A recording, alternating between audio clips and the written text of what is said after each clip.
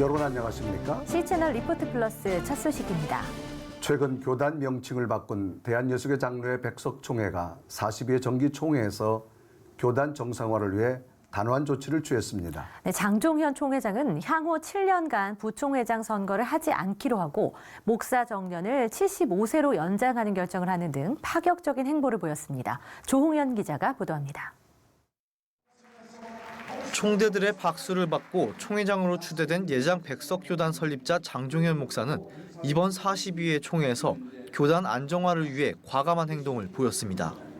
장종현 총회장은 총회 첫날 초법적인 전권 행사를 하는 것에 대해 진경 총회장들과 참석한 총대들의 동의를 얻고 교단 내 갈등 상황 해결을 시작했습니다.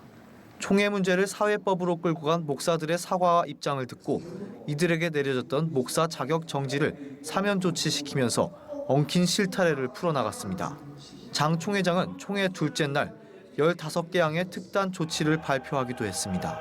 목사의 정년을 기존 70세였던 것에서 75세로 연장, 앞으로 7년 동안 부총회장 선거를 하지 않고 진경 총회장들과 협의에 지명, 회장단과 사무총장을 제외한 임원 직선제를 영구 폐지하고 이배수 추천 후 결정하기로 한 것 등이 그 내용입니다.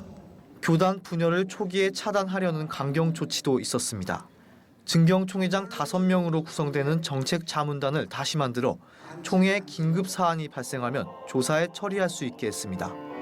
또 총회원 간 SNS를 통한 비방이나 불법 통화 녹음, 가짜뉴스 유포와 총회 공문서, 개인정보 유출 등에 대해 관련자를 처벌하는 징계 조항을 교단법에 신설하기로 했습니다. 특히 지난 41회기에 일어났던 모든 송사와 관련해서는 특별 재심원을 구성해 재판을 다시 하기로 결정했습니다. 임원들 간 갈등의 원인이 됐던 세계 선교회는 독립법인이 아닌 총회 산하 조직으로 두기로 했습니다. 이번 예장 백석 정기총회에서 내려진 조치들은 교단 정상화에 대한 총대들의 강한 의지가 반영된 결과로 보입니다. 하지만 일각에서는 총대들이 아무 의견도 말하지 못하고 전권을 쥐고 있는 총회장 개인의 의견을 따라야만 하는 것은 또 다른 독재라는 시각도 있어 향후 예장 백석 총회 임원회의 교단 정상화 행보에 귀추가 주목되고 있습니다.